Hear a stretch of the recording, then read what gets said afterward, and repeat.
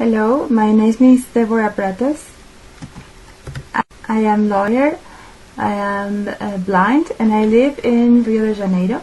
And it's a great honor for me to present this topic, which is attitude accessibility. I am so thankful for the invitation to this Congress. That is very important for us, but I would like to say before that in theory I do not speak just for people with visual impairments or low vision problems. So in many cases I am not going to talk just about people with visual impairment. I am going to give another examples with many other disabilities. So my topic is attitude accessibility, what I consider the most important of all the accessibility areas. Why? Because attitude accessibility is the access to the inside of the man. I am going to give an example. In Rio de Janeiro we have a bench situated on a special floor. So for example, the engineer who put the bench here, who made the floor, who made the building, the construction, has no idea about people, about solidarity. He doesn't know anything about human beings. He maybe can know about physical accessibility. He knows about floors, about what is the best kind of floor to put under the bench, but he doesn't know anything about human beings, about the inside of a human being. So that is why I understand that when we ask somebody to enter inside himself, when I ask somebody to reflect about what is inside of him, he starts to know more things about him. He starts to make analogies inside. He starts to make judges about him. He knows his internal monsters, his internal ghosts. Ghosts that everybody has inside, but we don't know that those monsters, those ghosts are inside, because we never have the time to reflect about ourselves. But when we have the time, when we give ourselves the time to reflect about our inside, when we say, for example, "Hey Deborah, look at you, how are you?" That's the moment when I have the conditions to look on my inside, and then I have the conditions to look outside. And that's the moment when I can verify, when I can judge and analyze the others. Who is the other? Okay, the rest of the world. The other, for example, is Wagner, who is talking to me. The other are you, who are listening to me. My guide dog, my daughter, everybody who is around me. Actually, I can say that all the people who is in the earth, are the others. So I would recommend you. I would need that all of us stop being selfish, stop being egocentric, wicked. But that would be after the moment we look our inside and we know our bad side, our wrong side. So for example, when I look at me, I say, "Oh, Deborah, you are good, you are fine." So I can identify the others, I can identify the weaknesses of the others. So we are ready to remake our new relationships with ethics, and we are ready to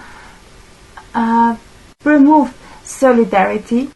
And solidarity is the big point, it's the most important point in our relationship with the others. What is solidarity? It is the feeling that makes us being more human.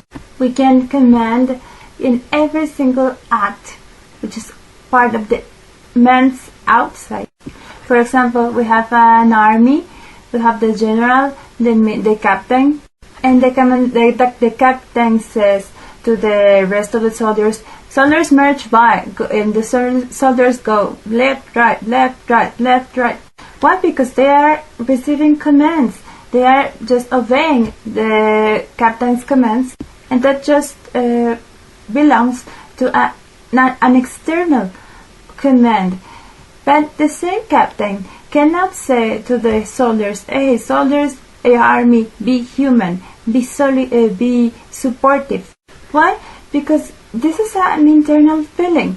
This is a wish, an internal wish, and captain cannot command on the internal feelings of the men, of the rest of the men, and that is the highest difficulty in the question of internal accessibility. How are you going to command? How are you going to give an order to a feeling?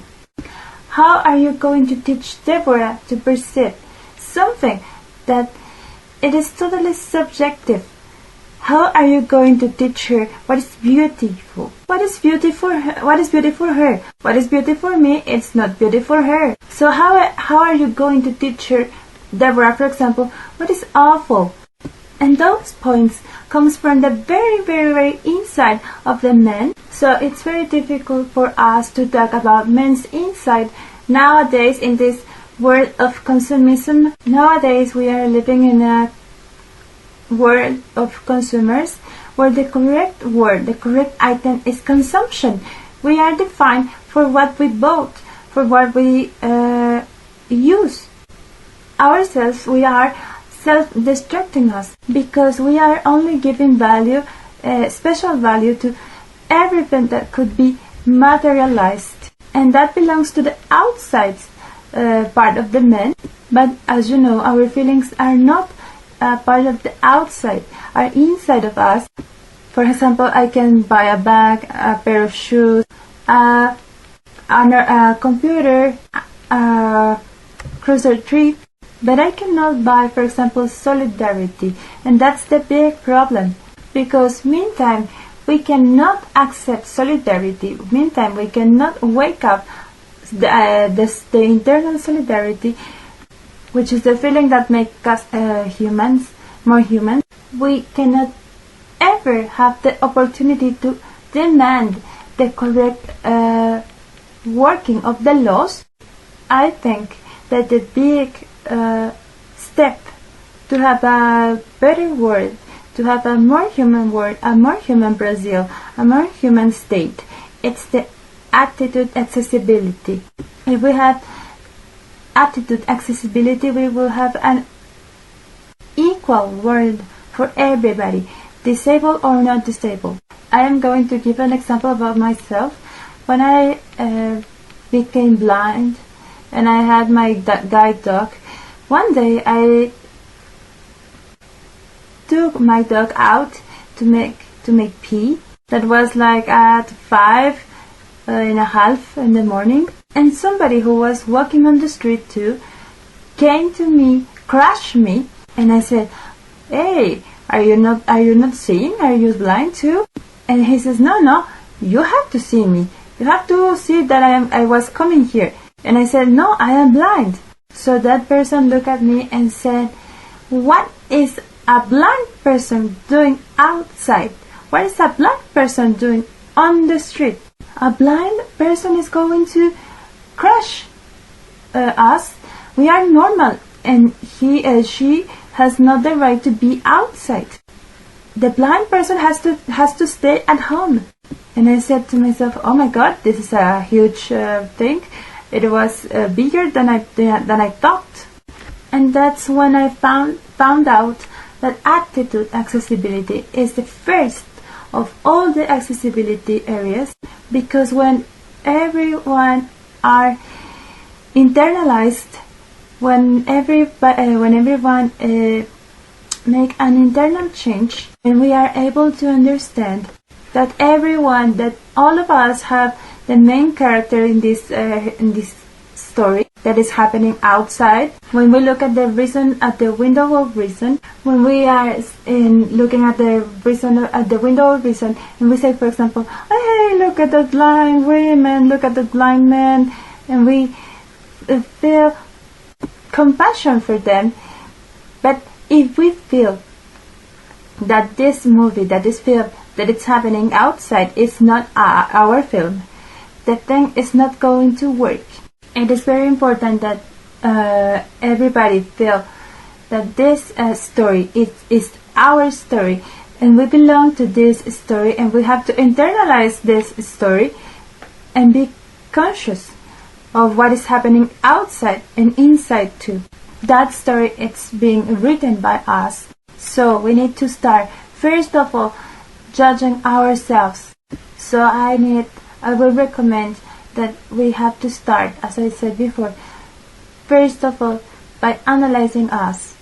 I always illustrate my talks with a Mahatma Gandhi's phrase that says, if we want to look a new world, we have to be part of this new world. So it's necessary we stop demanding things from the rest of the others, and we have to internalize ourselves, and we have to say that all of us are part of the rest of the world. And that's the moment, with the support of solidarity, we can walk on this new world. So, for example, I never talk about the special materials. I do not talk about touch floor.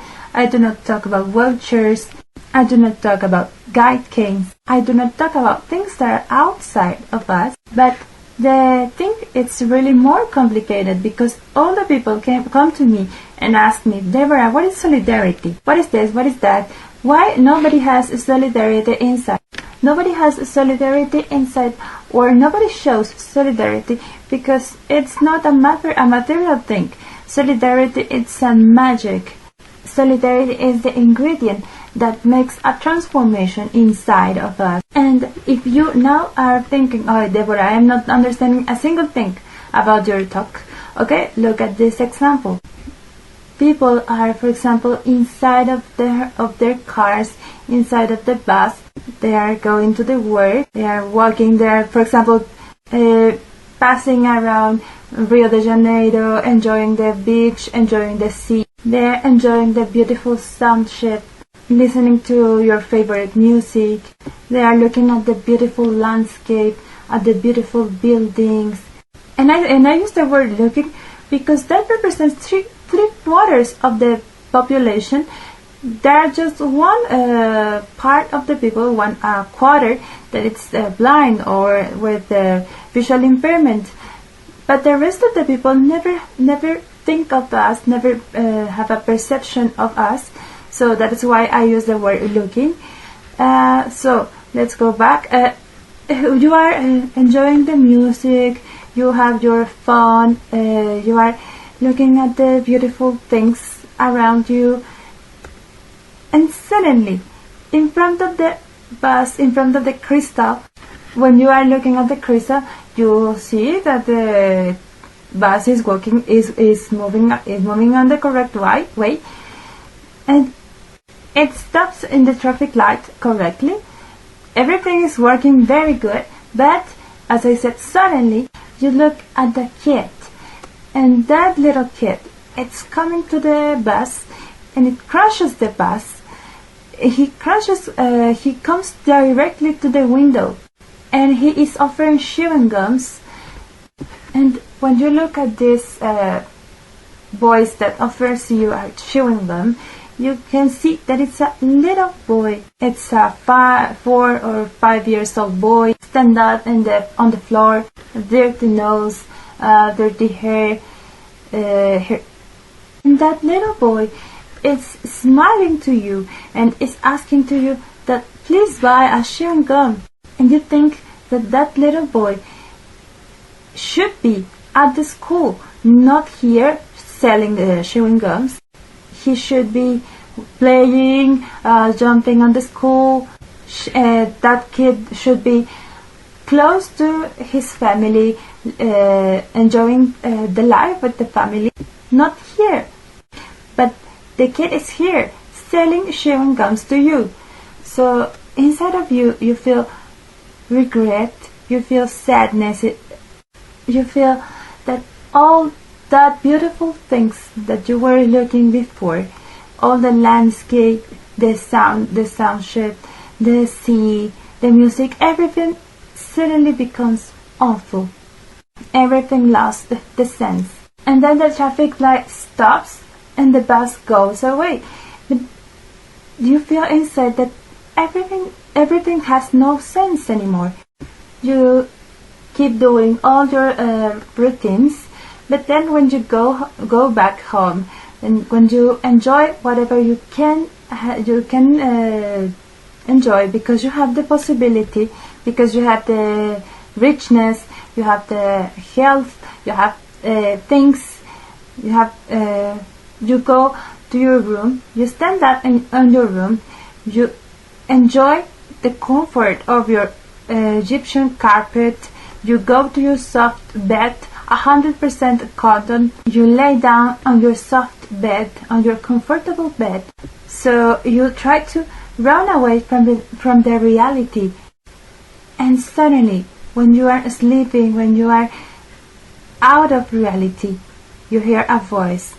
Hey, hey, hey, that is me, you're inside. Look at me, I am the child, the little child that you see before in the morning. I am on your bed now. And that represents solidarity. So, solidarity is not the thing that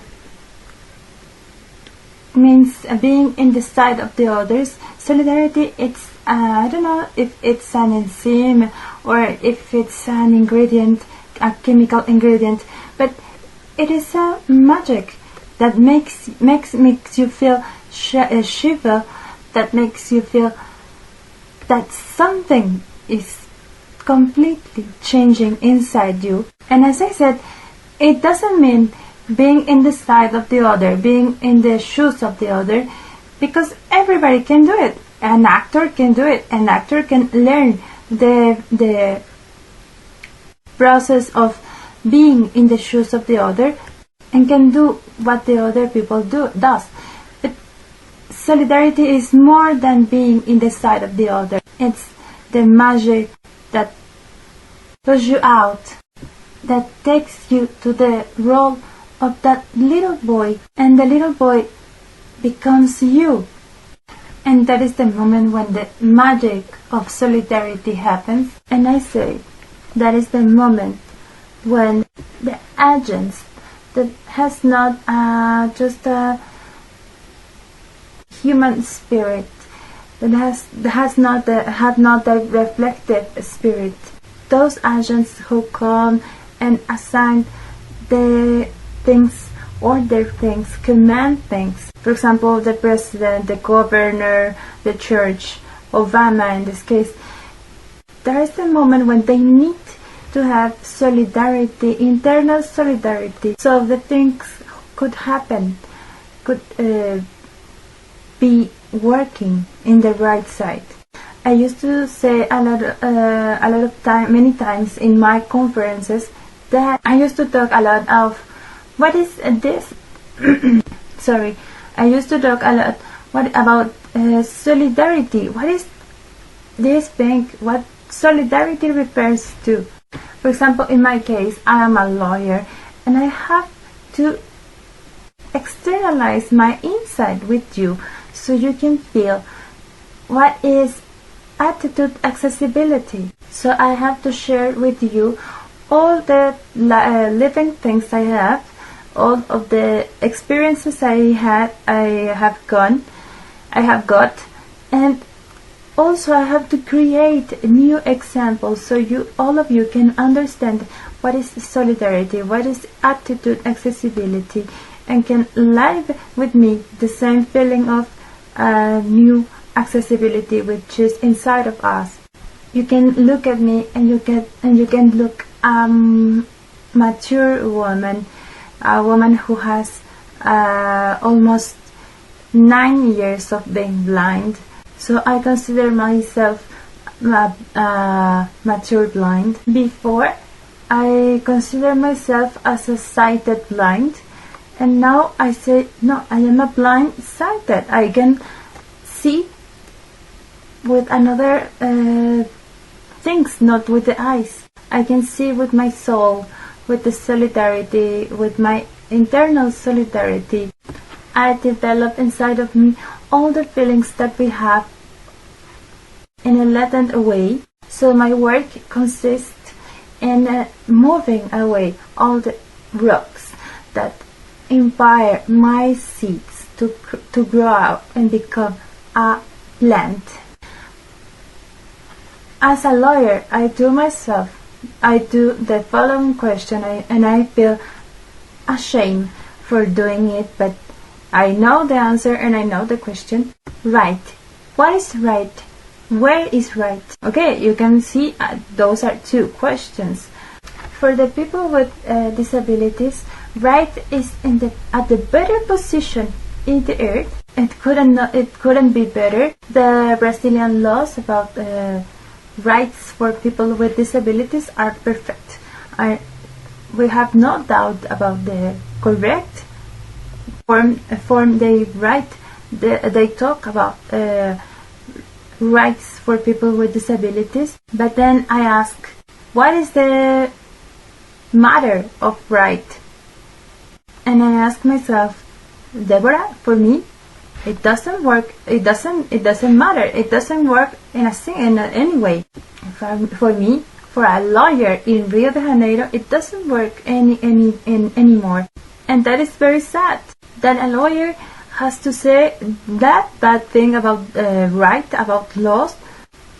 It's very sad for me to give you this reflection. But why I am saying that right is not working for me anymore? Because nobody fills out these laws. In Brazil, for example, nobody fills out the law. Nobody respects the rights of the people with disabilities. And when I say nobody, who am I talking about? I talk about every single person. Since the person who has a small shop without, and then Deborah, a lawyer, a Brazilian lawyer living in Rio de Janeiro, asked herself the following question: what is the matter of right for me? What is the function of right for me? And I said, no function. There is no function for me as a blind lawyer. It doesn't work. And it's sad. I have to say this about right. I have to give this reflection. Why am I thinking right is not working for me? Because nobody fills out. Nobody respects the rights of people with disabilities, in this case with people with blindness. In Brazil, nobody fills out, nobody obeys, nobody respects these laws. When I say nobody, I am talking since the person who has a small store, a small shop without any accessibility, to the highest jury, because no one of them respect our convention about rights of people with disability. That is the only international agreement with the status of a constitutional amendment, because here in Brazil it has been more internalized in a forceful way. This amendment has passed, has been worked in the articles 5 and 3 2 times. It has been talked. It has been discussed in the two cameras 2 times, 2 times in the Senate, 2 times in the Congress. There was an internal decree, etc., etc. So our convention is the same constitution of the Republic. This constitution is the object that establish their rights. And you can say, where am I going to? I am talking about rights, human rights, about the rights of men, the rights that are given since the moment we was born. We were born. The right of property, blah blah blah. So those rights refer to the rights that are given since the moment we were. Those rights are given by the UN. The UN recognizes all those rights and transforms all their rights into human rights. In the first Constitution of Human Rights, written in 1948, and then our Constitution takes all these rights and makes it part of the Constitution. So I call those rights as fundamental rights. All those rights are here in our Constitution, are written on the articles from 5th to 16th. We have many other rights written in our Constitution, but we're going to stop here in this big block, in this big part of what we call fundamental rights, where we are going to find almost 95% of our rights, our obligations and rights. Here we can find all our rights, but we cannot find the right of accessibility. So where am I going to look for accessibility, for the right of accessibility? Well, I am going to look for accessibility in our convention. And I have to look for it because I know it has value. I know I have the right of accessibility. So I have to look for this right, and I have to bring this right to the Constitution because I consider that this right is also fundamental for me. So I have to bring this right to my Constitution so I can add the right of accessibility to our Brazilian Constitution. I am referring to the Article 8 that talks specifically about accessibility in the case of education. And I also refer to the Article 9 that says that, there is a point G where they talk that every single site should be accessible for everybody. The website, the jury, every part should be accessible for every single person in every single way. And I said this stop because accessibility, for being in the Human Rights Convention, and because this convention is international, the Constitution brings all the human rights to the laws, to the legislation of our country. So we have to add the right of accessibility to our Constitution, to our law. We have to put into the articles that I said before, from 5th to 17th, we have to add the articles 5, 8 and 9 from the convention, and there we are going to find all the areas of accessibility that are fundamental right. I understand it is on the second generation of the Constitution, so I understand people has the power, the decision to fill out or not these rights. The society has the decision to respect or not these rights. Then I said, okay, Deborah, the society has to respect the laws, but where is your part? Where is your obligations? So here you go. Since, if I don't lie, December 2013, to be more precise, December 18, 2013, the CNJ make a command saying that, make a decree saying that from this moment all the processes that the lawyers has to do related to the juries, related to the judicial power has to be done in a virtual way, in an electronic way. That's that we call our electronic judicial process. The acronym will be JEP. When the CNJ make this decree, I said that those are people from the highest posts. All the conciliars have a highest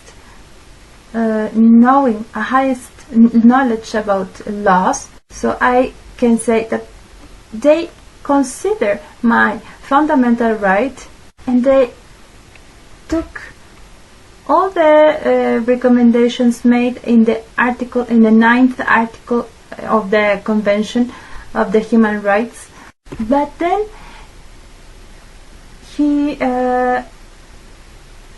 they changed their mind, and they back our law, our consideration. They actually disobey the WTC committee, which is worldwide, and it recommends the best procedures regarding to web accessibility. So how CNJ, that has as president the same manager of the Supreme Court here in Brazil, Mr. Joaquim Barbosa, so how he gives the command that me as a lawyer, I have to use the same process of the same electronic process, so I have to be part of the same obligations of the rest of the lawyers. But he also denies the rights to me of accessibility.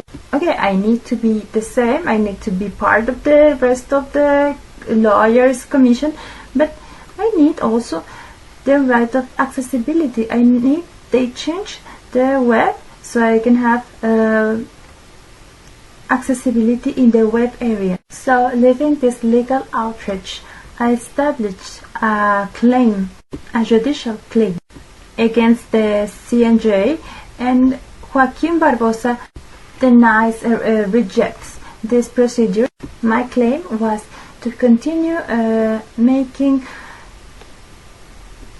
my procedures, my legal procedures in paper, until they make the website more accessible for me. And he said, no, I am not going to accept this claim because you have not presented to me any single thing that proves your petition, your requirement. And I said to him, okay, I lost my feet, I lost my dignity, my honor, the proudness of my profession, all my fundamental rights. I lost all my life, I lost my dignity. And he says, no, you are not presenting anything that proves your requirement, your claim. So he rejected that I could continue making my processes in paper.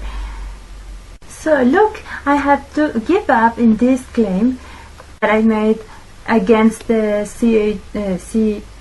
CNJ because of Joaquim Barbosa's decisions. But then I had the chance to go and talk to Mr. Ricardo Lewandowski, who was president of the SPF.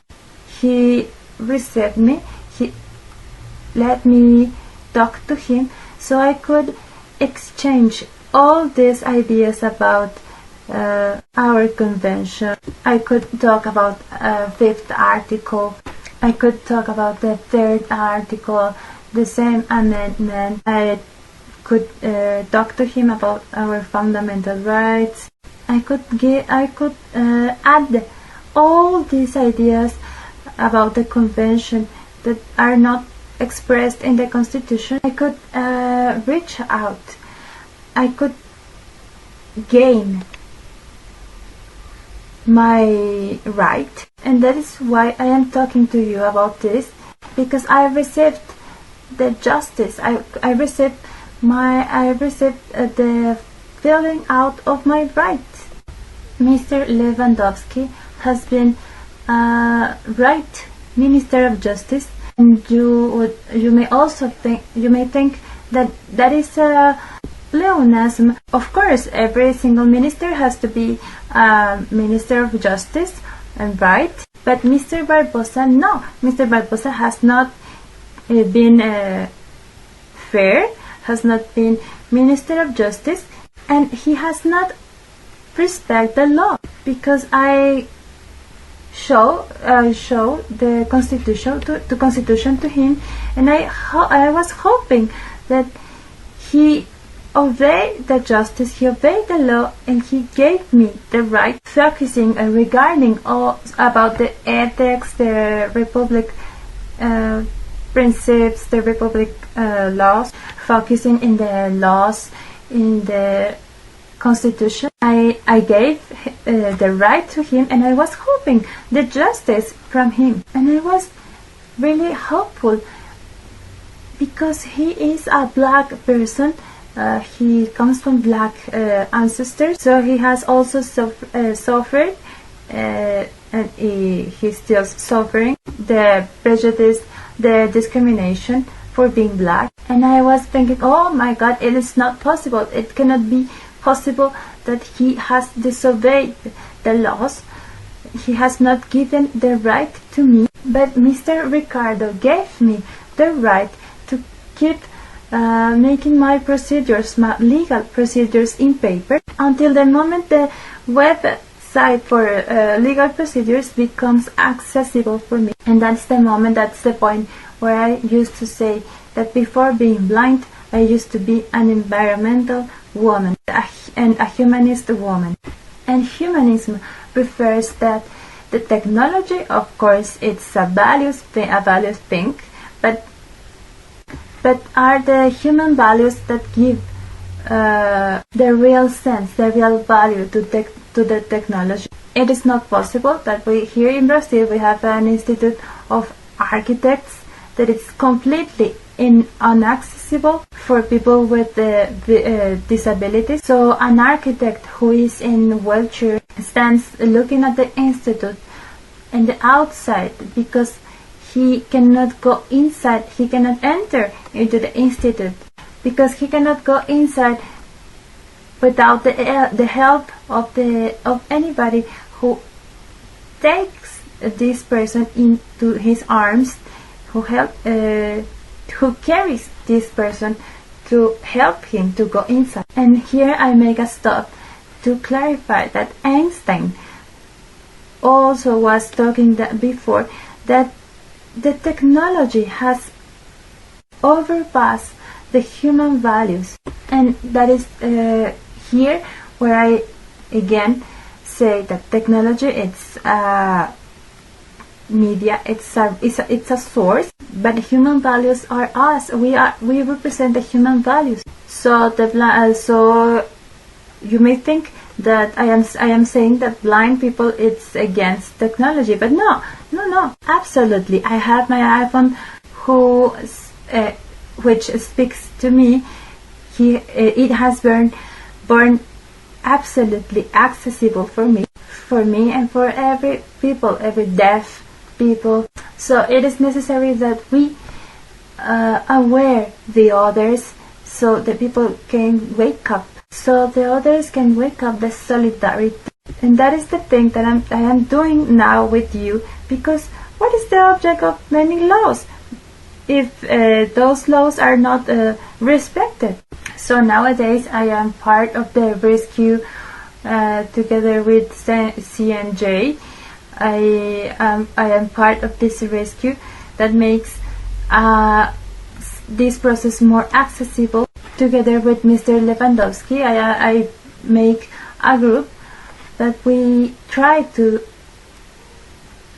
work in this electronic process to do it more accessible for us. The thing is working, the thing is flowing, but there is now 1 year ago that I am out of this group of lawyers, because I have to ask for help of the others to make my procedures Even our convention has a law who stops the help of the others, who talks about our independence, but the CNJ has a law that says, okay, if you want to make your procedures, your legal procedures, you need to ask the help of the others. So what is the object of the right?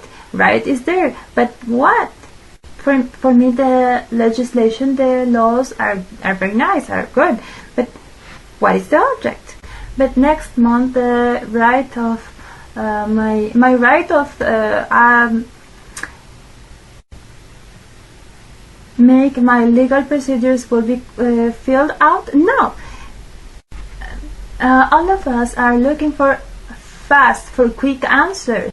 But if we don't have the answer, we have to go back to the old laws, to the old practices. We have to go back to the old questions, and we start again to ask ourselves why nobody is respecting our laws. And there I make a history row. I make a historic research, and I ask 19th century historian who was Jules Michelet. And Jules Michelet says already in the 19th century, any legal system is going to be efficient without an legislation of education.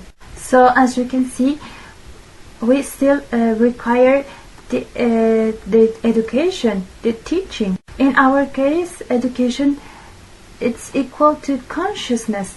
So here we have so many beautiful campaigns. So I am going to show you some of our campaigns.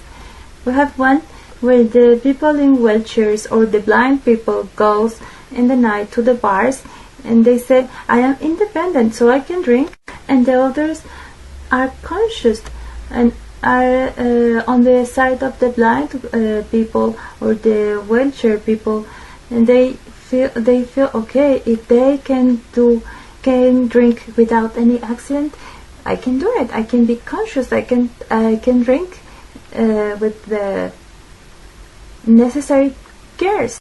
And we have also an calculus that shows that after the anti-alcohol law, we can find that many accidents have been decreased, that the index of accidents because of alcohol use has been decreased.